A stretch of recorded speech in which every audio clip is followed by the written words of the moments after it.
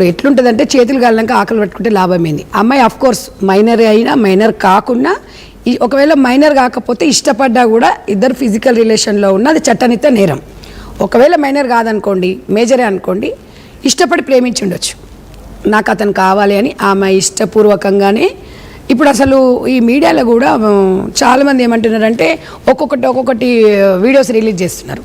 ఆ అమ్మాయి car నడుపుతున్నట్టుగా, guest హౌస్కి పోయినట్టుగా, వాళ్ళు అన్నం తినిపించినప్పుడు ఈమె తినిపించింది, ఆయన తిన్నాడు. అయితే ఇక్కడ కొంతమంది భూతద్దంలో అమ్మాయిదే తప్పు, అబ్బాయిది ఏం తప్పు లేదు అని మాట్లాడుతున్నారు.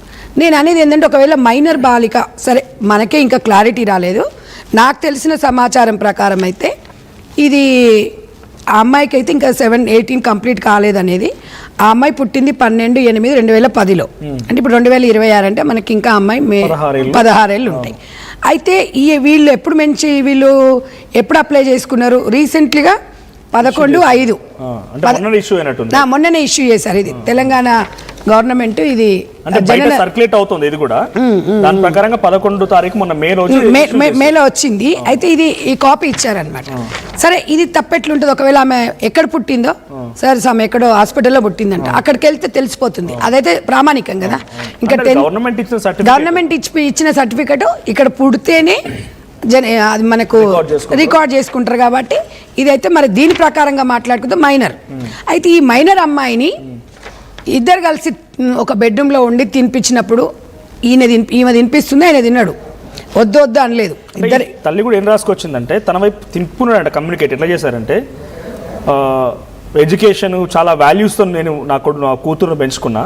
సో బండి Bhagirath during the year of 2025 normal interaction start అయింది. ఇప్పుడు ఒకటి చెప్పనా నాన్న, నేను ఒక ఆడపిల్ల, నేను ఒక తల్లి హృదయం ఉంది నాకు. కానీ ఇప్పుడు నా బిడ్డను చాలా బాగా పెంచుకున్నా అంటే, ఇప్పుడు చాలామంది ఏమంటారంటే అంత పెంచుకున్న దానివైతే ఒక పద్ధతిగా ఉన్నదైతే 16 ఏళ్లకు ఫామ్ హౌస్కి ఎట్లా పోయిందని అంటారు.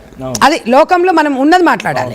అయితే ఆమె ఏంటంటే జాగ్రత్తగా ఉండాల్సింది. ఇప్పుడు మైనర్ కాబట్టి తల్లికి అన్ని తెలిసే పంపించింది అన్నప్పుడు తల్లిదండ్రులు కూడా చట్టనిత నేరం. అది ఎవరైనా కానివ్వండి.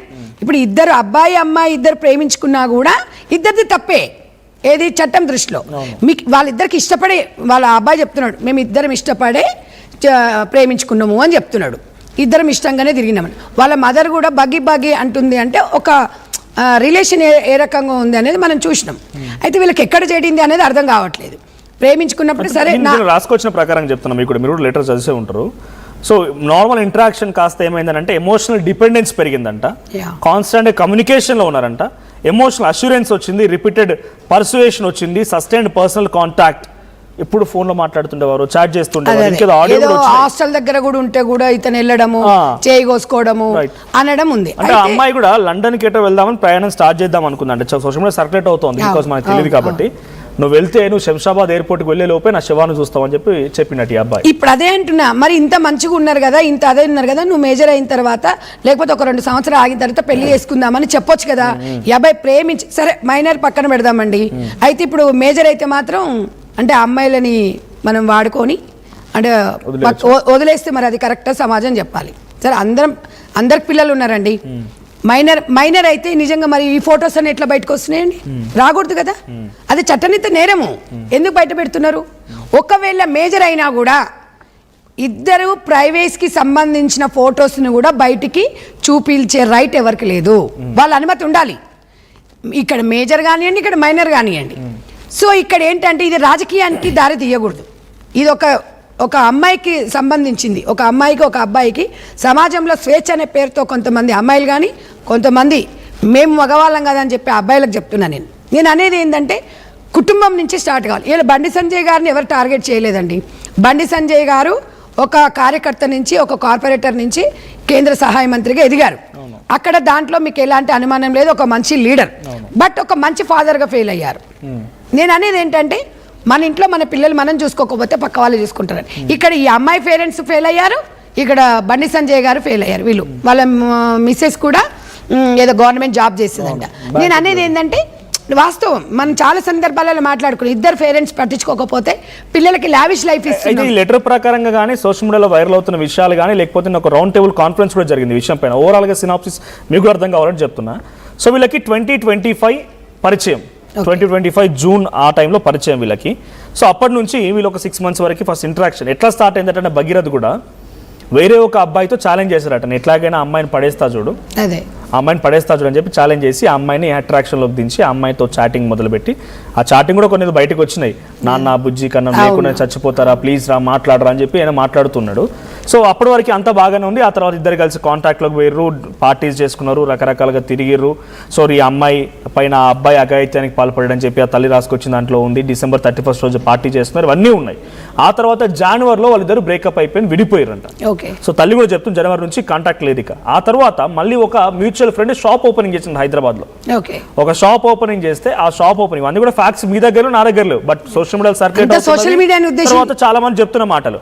ఆ షాప్ ఓపెనింగ్ దగ్గర వెళ్ళిన భగీరథ్ మళ్ళీ ఏం చేసిందంటే అమ్మాయితో ఆల్రెడీ బ్రేకప్ అయిపోయిన అమ్మాయి కూడా సేమ్ ఫంక్షన్కి వస్తే చూసినావా నేను చెప్పింది చేసిన, నీకు ఛాలెంజ్ చేసిన అమ్మాయి పడేస్తా అని చెప్పి అమ్మాయిని పడేసిన అమ్మాయితో తిరిగిన చూడని ఫొటోస్ చూపిస్తూ వాళ్ళ ఫ్రెండ్స్తో సర్క్యులేట్ చేయడం మొదలుపెట్టండి. అమ్మాయి ఏమనుకుంది, సరే వచ్చినావు మాట్లాడినావు అంతా అయిపోయింది. అంటే ఈ రోజులలో మైనర్ అమ్మాయిలు కూడా కొంత మెచ్యూర్డ్గా ఆలోచిస్తున్నారు, వాళ్ళ మైండ్ సెట్ కూడా పెద్దగా ఉంటుంది. సో తర్వాత ఇవన్నీ సర్క్యులేట్ చేసేసరికల్లా అమ్మాయి కొంత ఇన్సెక్యూర్ ఫీల్ అయింది. అరే నాతో మాట్లాడిండు, మొదటి వరకు బాగానే ఉండేవాడు, వద్దన్నాడు, సరే వదిలేసుకున్నా, ఇప్పుడు బయట సర్క్యులేట్ చేస్తుండే మనీ అని చెప్పి పరేషన్ అయిపోయింది. అమ్మాయి వెంటనే ఇంటికి వెళ్ళి విషయం మొత్తం చెప్పడం మొదలుపెట్టింది. అప్పటి వరకు ఫ్రెండ్స్గా ఉన్న వాళ్ళు మాట్లాడుకోవడం లేదు, ఫ్రెండ్సా లవ్వా, ఆయన ప్రామిస్ చేసిండా, ఆ అమ్మాయికి తెలియాలి, ఈ ప్రామిస్లో ఈయనకి తెలియాలి ఏం ప్రామిస్ చేసిండు అనేది, బట్ బయట మాత్రం పెళ్లి చేసుకుంటాను ప్రామిస్ చేసిండు అనేది చెప్తున్నమాట.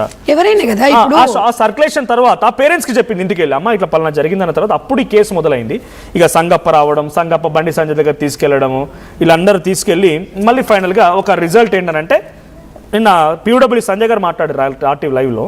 సంజయ్ దగ్గరికి వెళ్ళిన తర్వాత ఆ కుటుంబం చెప్పిందట, మీ బాబు కారణంగా మా అమ్మాయి ఫినాయిల్ కూడా తాగిందని. అంటే టేస్ట్ బాగుందమ్మ అడిగినట్ట సంజయ్. సో ఇది ఆ పేరెంట్స్తో మాట్లాడిన వెరీ బ్యాడ్ అండి. ఇప్పుడు సరే ఆయన వాళ్ళ ఫ్యామిలీ రిలేషన్ ఉండొచ్చు, కానీ ఒక అమ్మాయి అంత ఈజీగా తీసుకున్నారు, కానీ వాళ్ళకు ఒక్కతే కూతురు అమ్మాయి అంటే బాబు ఎవరు ఉన్నారు. సో ఆడపిల్ల అంటే ఎవరికైనా అదే ఉంటుంది. అయితే నేను అనేది ఏంటంటే నిజంగా కూడా మా అల్లుడు ఇంకా అల్లుడు అని వీళ్ళు అనుకున్నారు, నా హస్బెండ్ అని వీళ్ళు అనుకున్నారు. కాబట్టి ఇక్కడ అన్యాయం జరిగింది అనే దాని గురించి మనం ఒకసారి మాట్లాడుకున్నట్టయితే బండి సంజయ్ గారు ఒక బాధ్యత రహితంగా, ఒక హోమ్ అంటే ఏంటండి ఇల్లే కదా, మరి ఈరోజు మీ కొడుకు దొరకకుండా ఉన్నాడు అంటే ఇవాళ హోంశాఖ అంటే ఇంటెలిజెన్స్ డిపార్ట్మెంట్ మీ దగ్గర ఉంటుంది, మీరు అనుకుంటే 24 గంటలల్లా తీసుకురావచ్చు. అయితే పరారులో ఉంటే ఈ పాటి దొరికేవాడు, ప్రొటెక్షన్ లో ఉన్నాడు కాబట్టి పోలీసులు దొరకట్లేదు. నాకు అర్థమైంది. అంటే ఇప్పుడు మేజరా మైనరా అనేది లాయర్తో రావాలనేది వాళ్ళ ఇంటెన్షన్, అర్థమైంది అందరికీ. అయితే ఇప్పుడు అక్కడ జరిగేది ఏంటంటే మేజర్ అయినా మైనర్ అయినా మీరు ఒక పబ్లిక్లో జవాబుదారీగా ఉన్నారు కాబట్టి నా కొడుకుని నేను తీసుకొచ్చేసి పోలీస్ స్టేషన్లో